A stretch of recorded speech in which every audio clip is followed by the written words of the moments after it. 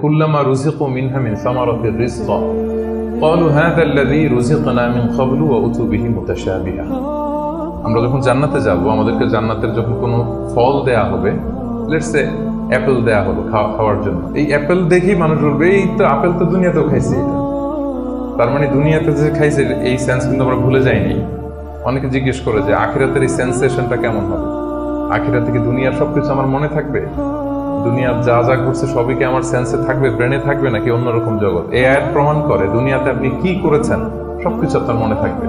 ফলে অ্যাপেল যখন দেয়া হবে দেখেই বলবে উতু বিহি মুতাশাবিহা, এরকম আপেল তো আমাকে দুনিয়াতে দেয়া হয়েছে, আর এটা তো আপেল, তো এখানে না কি ডিফারেন্ট কিছু দেয়া হবে, তো আপেল দিতেছে কেন এখানে?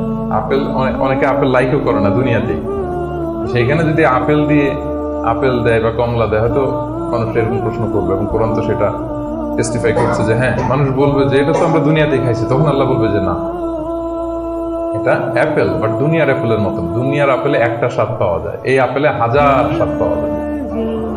মানে এটার ফিচারটাই আলাদা। এটা খেয়ে দেখো না, টেস্টি করো নাই, একটা বাইট দিয়ে দেখো যে কিরকম। তো এই আয়াতটা আমি আনলাম এজন্য যে মানুষের সব খেয়াল থাকবে, দুনিয়াতে কি হয়েছিল, কি খাইছিল, কি করছিল, তার সব হিস্ট্রি তার মনে থাকবে।